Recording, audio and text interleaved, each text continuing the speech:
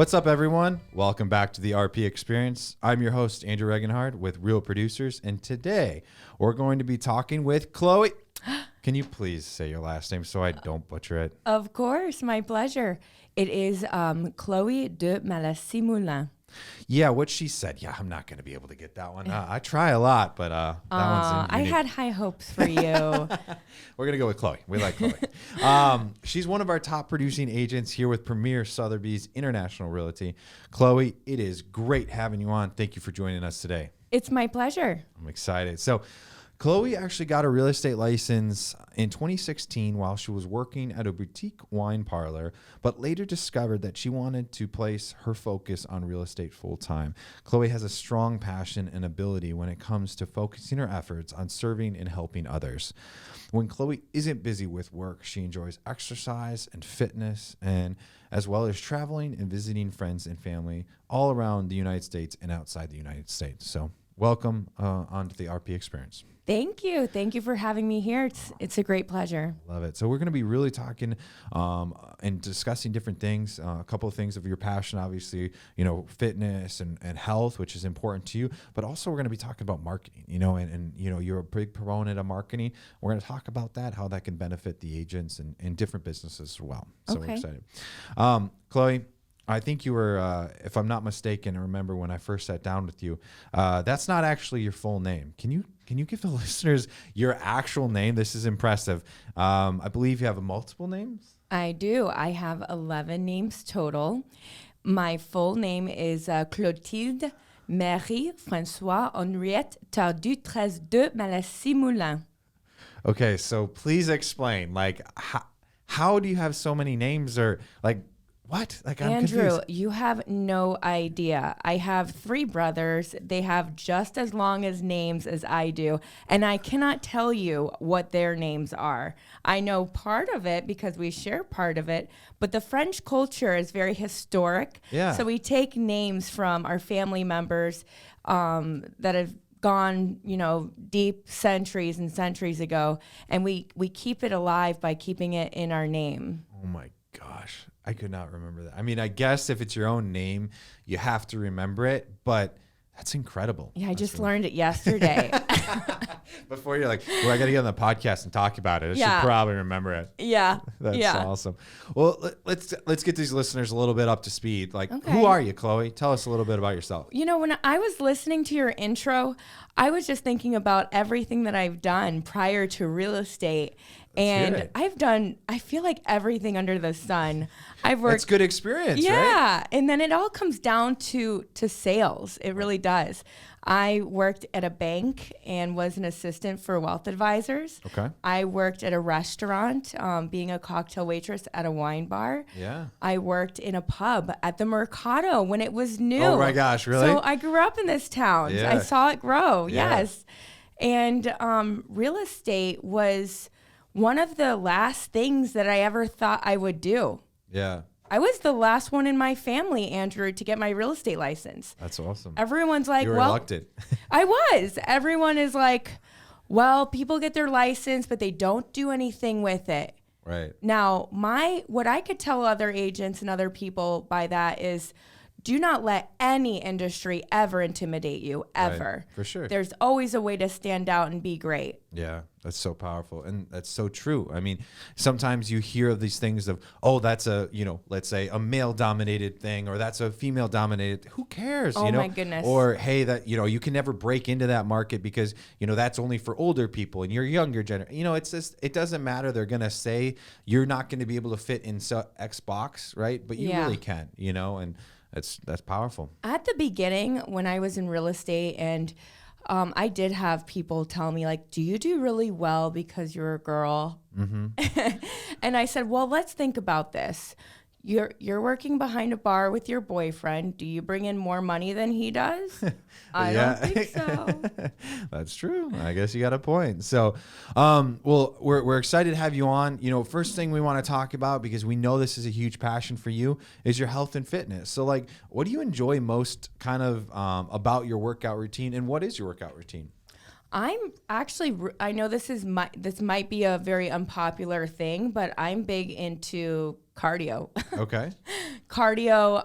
And fitness has been a big deal for me because years and years ago, I decided that I wasn't going to do fitness or be involved in fitness to get to a certain weight and then stop, or work out for the next trip and then stop. I truly wanted it to be a lifestyle, something that I could take with me the rest of my life, do it at whatever age and not drop off from it. So that's why it became more of a everyday or, 3 times per week type of thing, and it's very important to me. That's awesome. So what kind of car do you do enjoy the most? I really like Cycle Bar, and okay. I've actually just tried Pure Skill Fitness. Have you tried it? I'm not familiar with that one, no. Ooh, I like it. Okay. I like Is it different? What is it?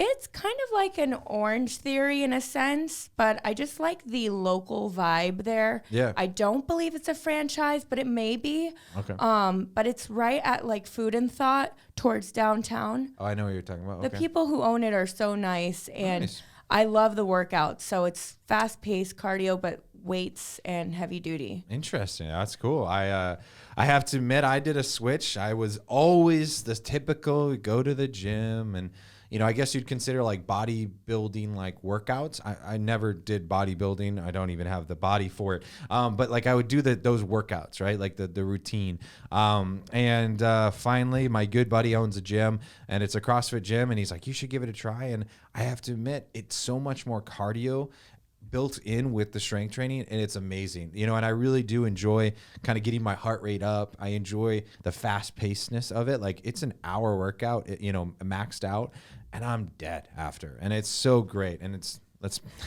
let's be real here, it's way better for timing and scheduling, because spending an hour and a half in the gym and then all the drive time, like it's too long into your day. So. I agree. And fitness, I truly believe that it is a huge part of the Naples community. It is. It is a whole lifestyle. It's friends that last forever. And it's kind of like what I relied on when I went into like a little sad moment or so, like we all do here and there.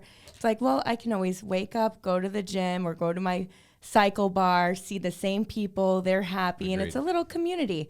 They'll always invite you out and stuff, and it's good influence. So I enjoy that. And the thing about it is we're in a beautiful town, like a very healthy town, Yes. right? Like we all can be outside and stuff like that. And I think that portrays a lot into the health, right? It was tough when I was up in North Dakota because it was so cold. You're like, really? I'm going to go outside to go to the gym. You know what I mean? Yeah. It's tough. So it's pretty cool. Now, you had mentioned in the morning, obviously, you said morning routine. So how does that morning routine help you throughout the workday? It's just being consistent, and being consistent really plays a big role in our business, or in my business, the business of other agents. Making your phone calls. I mean, what I do is I get up, I go do a cardio-based workout, and then I incorporate a lifting workout. I go home, I get ready, and then I start with my day in real estate. And then outside of that, I try to think of, okay, now that I've accomplished my business part, my tasks and such, how do I network or meet other people or reach out to some who have shown some interest on buying or selling or so, and do that. And I've also joined a country club. Oh, that's cool. So it's nice to see people on a not work basis and see their friends, their family come visit. So it's nice. Adds a little bit of diversity between the relationships with everybody. That's perfect. Yeah. Well, good. Well, congratulations on that. Thank you. So let's talk about, you said earlier you were the last one in your family. Rumor has it you have some like an uncle, does some unique things overseas. So tell us a little bit about that journey within real estate. Yes. My mom's family is in commercial real estate. They've built subdivisions. My uncle's huge into commercial. They lease out Walmarts and Dollar General stores all over the United States.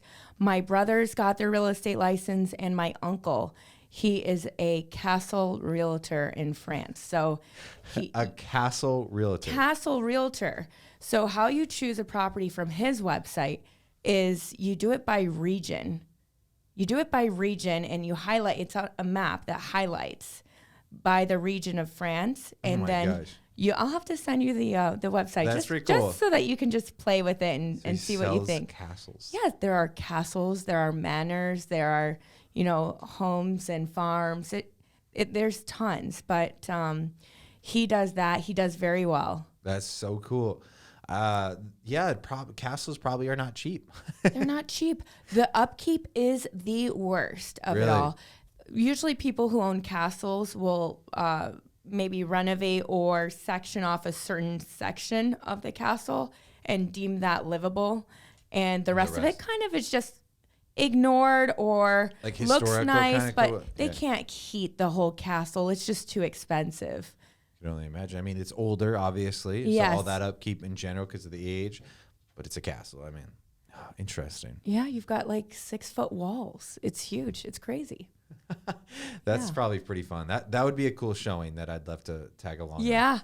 Well, I hear that the people who buy castles are buying them because they are more of like historical gurus. They love the story behind the castle, and they search for that specific area because of what occurred in the war and how that castle was affected. So they're really enthusiasts, just like we have car enthusiasts here. And some people go after collectible older cars. Some people buy castles. Interesting. Yeah. I love it. Yeah. I love it. All right. So why were you reluctant, or not why were you reluctant, but like what actually forced you to say, all right, I'm going to do real estate? Like what got you into it finally? Because you said you're kind of last one of the family member to join in. So what got you into real estate? I can't remember what exactly it was that got me into it.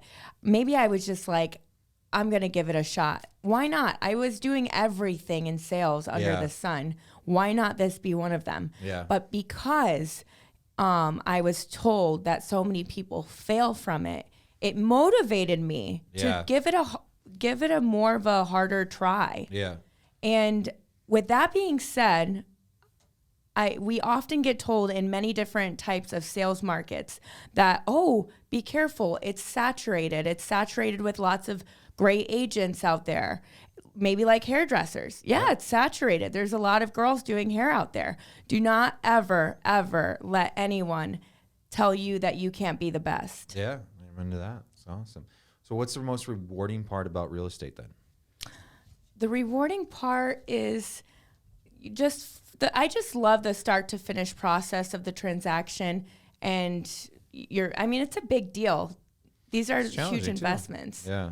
Yeah. I think the hurdles that you guys get over, I always talk about this, but it's like the highs and the lows, right? Like you're all excited and you're like, oh, it's going great. And then it's, oh my God, it's going bad. And this you're and right. this. And then it's like back up. And it's like, it's probably that. It's like a good book. It's like a good book. It's got a start. It's got a middle. It's got drama. It's got the ending. It's got a lot going on. And then you're off to the new book. Yeah. Or maybe you're reading a few at once. Exactly.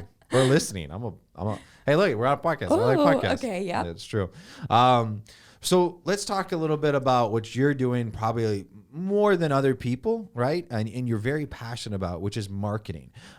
You've done a great job on marketing yourself, but obviously it didn't happen overnight. Marketing is something that takes a long time. Branding takes a great amount of time, effort, and money. So what's marketing mean to you, Chloe? It means everything. I have a ball with what I do. I love what I do, and I do believe that it shows through in the marketing. Okay, yeah. With the videos that I've done with Cheryl in the past and the pictures that I've done. The last photo shoot I had for my pictures were inside of my own house. Yes. It looks like a model house. It looks great. That's fun. Yeah. Awesome.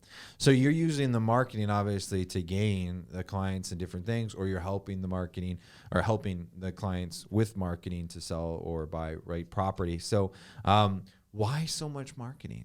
Some people like, oh yeah, I do some marketing, but I just don't do enough. So why do you think you've done so much marketing, and why has it been so successful? I like to stay in front of people, and we can't be everywhere at once. So I try to, and I do think it's important to diversify when you're marketing. So I do postcards. I'm in multiple magazines. I do videos. I have email blasts that go out. Mm-hmm. So every sort of avenue that someone could potentially have that are my potential prospects or so, they should have the opportunity to call me or see me or think about me when they're thinking about making their next move. I get really upset if I don't even have a shot. That's what I get upset about.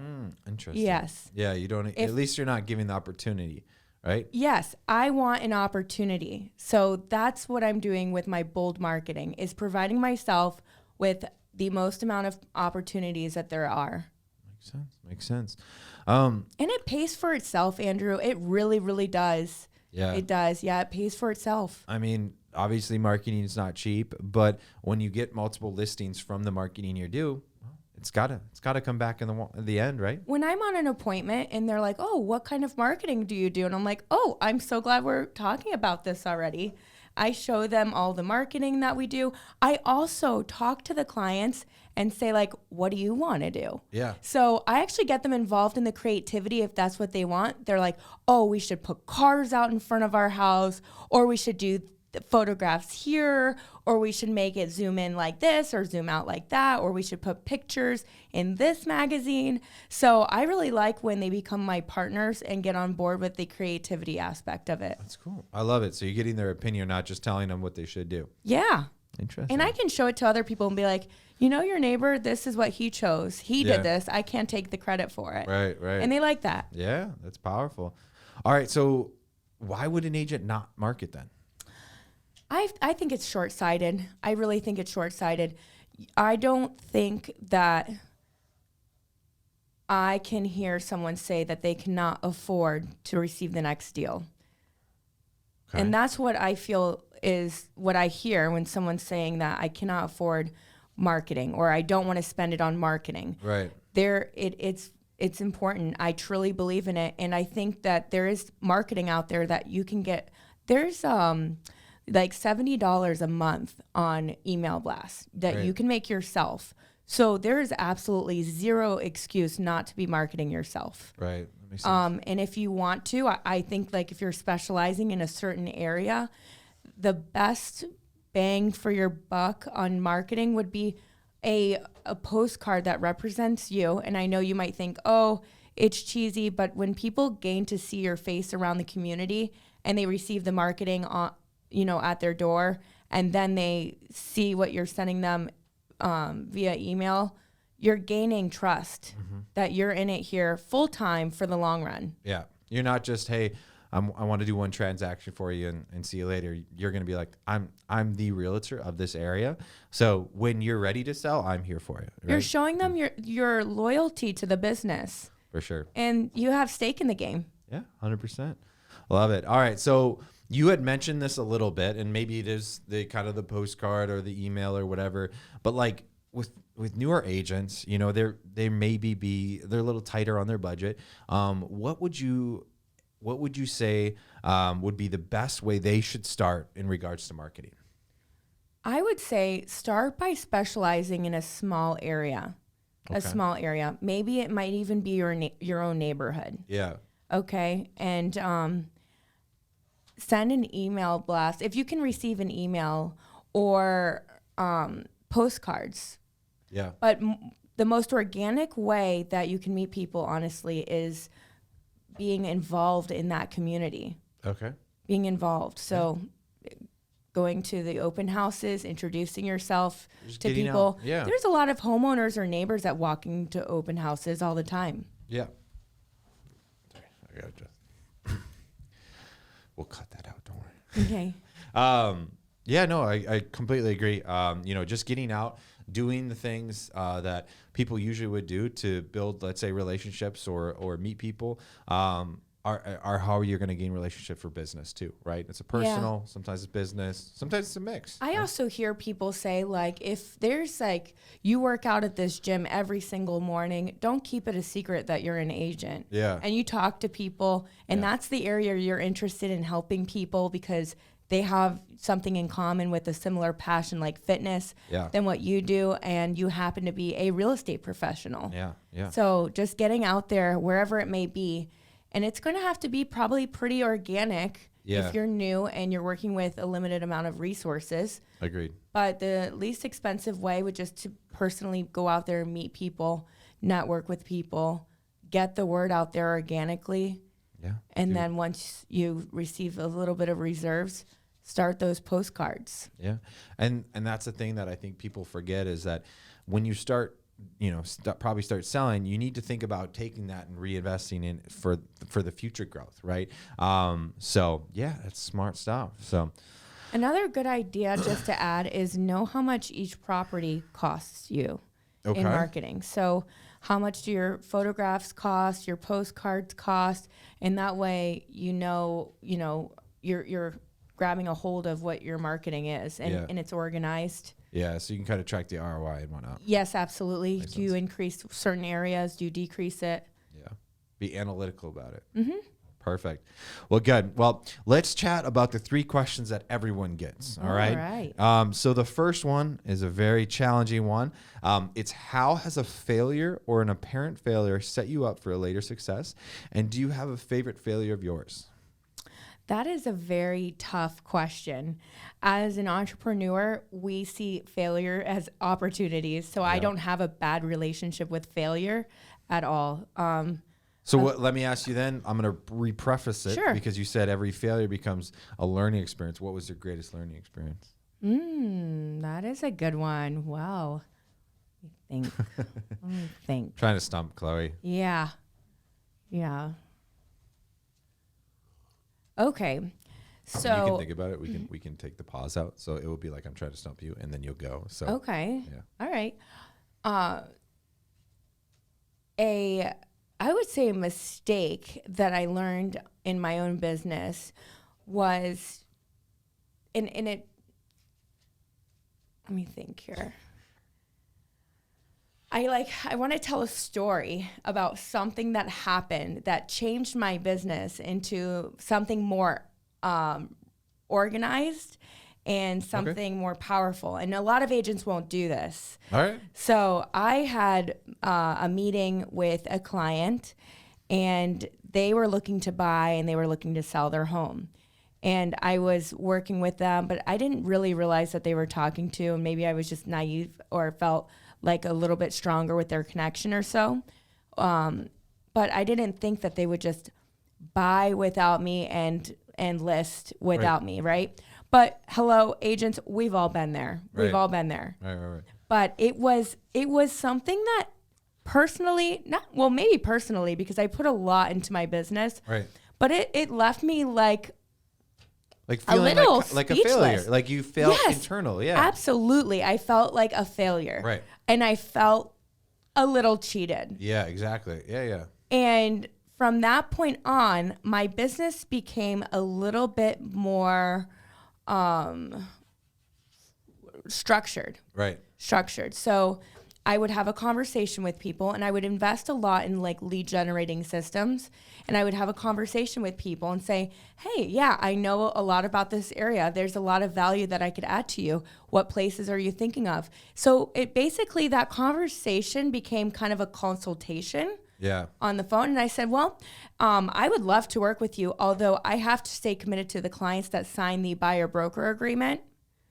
And because it's a time management thing. Yeah. I spend so much on marketing, so much on the leads, and I have a good amount of clients that I'm working with, and some may purchase in 6 months, some may purchase tomorrow, some may purchase in 3 years. But there's one thing that I need to know is that everyone that I am working with has 100% turnover. Right. As much as it won't be that way, but it's not going to be. I don't want to work with someone who's working with multiple different agents when I could be just not fair. devoted to that one buyer or so. I agree. Who just is actually needing you to write back, needs your attention, is loyal to you. So it provided me with like, hey, very upfront conversation with people to say, I would love to work with you. But this shows me that this shows me it's reciprocated. Yeah. And it really organized my business. And it was a way, it also gave me peace of mind with the people I was working with. Oh, yeah. 100%. That's powerful. Yeah. I think people should look at that and they should apply it. They should say, you know, hey, I don't want to waste my time and I don't want to waste yours. Like, you know, would you like to work together or not? You know, there's a lot of agents, you know, I think this would be great and I'd love to work with you and serve you, you know, but we got to be reciprocal. And that's Andrew, powerful. I had a $10 million buyer and he wanted me to send him properties. And I said, okay, well, I had that consultation with him.